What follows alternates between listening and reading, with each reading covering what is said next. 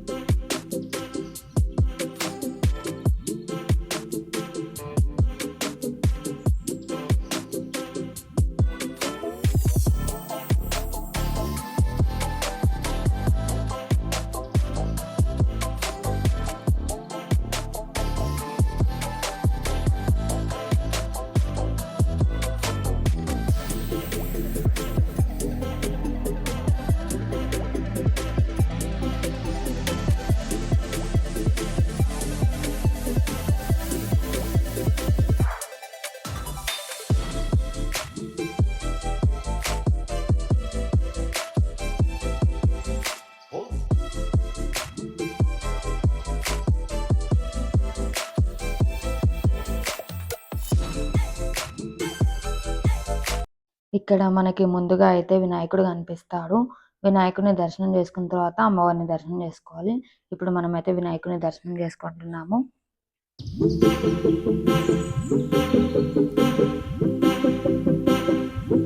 ఇదైతే భద్రకాళి అమ్మవారి చెరువు. ఇప్పుడు మనము అమ్మవారిని దర్శించుకోవడానికైతే లోపలికెళ్తాము. శ్రీ భద్రకాళి దేవి విగ్రహం దాదాపు 9 అడుగుల ఎత్తు, 9 అడుగుల వెడల్పు, కన్నుల పండుగగా అలరారుతూ భక్తులను కటాక్షిస్తూ కనిపిస్తుంది. అమ్మవారు చాలా బాగుంటుంది.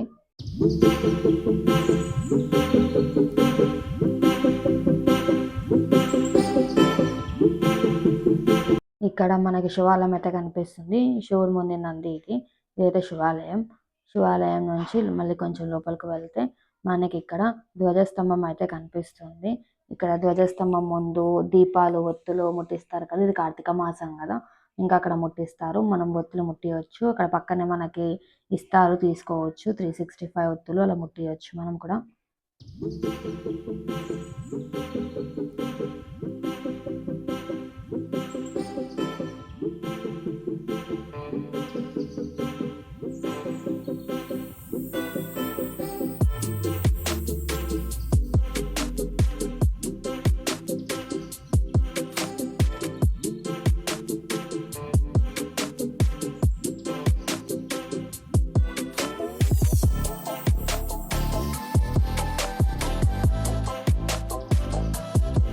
లోపల దర్శనం చేసుకొచ్చాక ఇక్కడైతే కొబ్బరికాయ కొట్టాలండి బయట.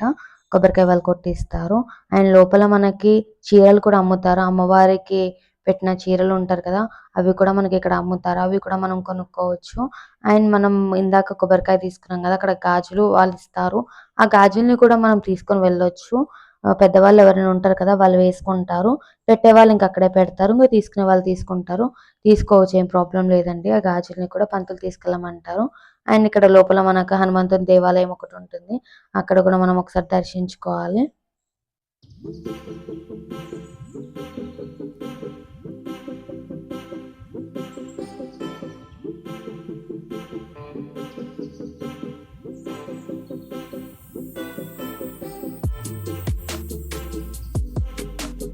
చూడండి అమ్మవారు ఎంత బాగున్నారో, చూస్తుంటే అలానే చూడాలనిపిస్తుంది.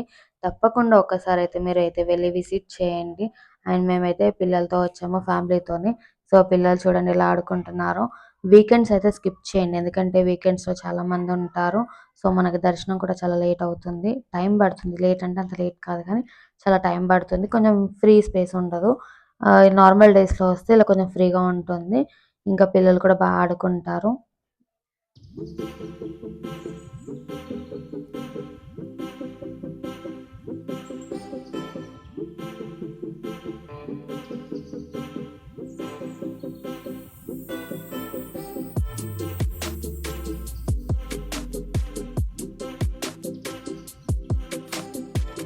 అండ్ పక్కనే మనకి నాగేంద్ర స్వామి దేవాలయం ఉంటుంది.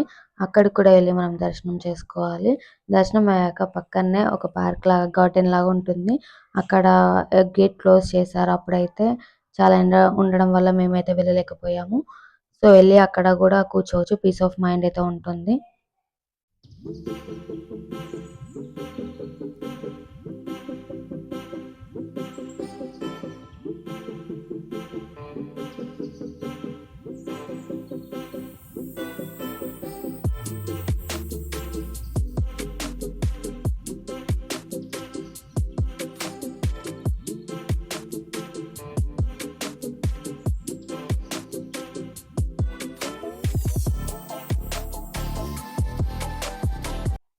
అండ్ ఇందాక చెప్పాను కదా నేను లోపల గాజులిచ్చారని. మా వాళ్ళైతే గాజులైతే వేసుకున్నారు అందరూ. మనం పెద్దవాళ్ళుంటే గాజులు తీసుకోవచ్చండి. తీసుకొని వేసుకోవచ్చు.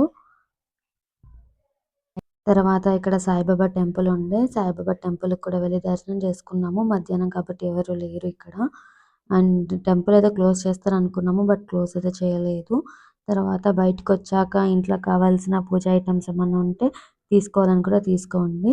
మేమింకా మార్నింగ్ 6:00 అయితే బయలుదేరాము. ఇంటికెళ్ళేసరికైతే 10:30, 11 అయిందండి.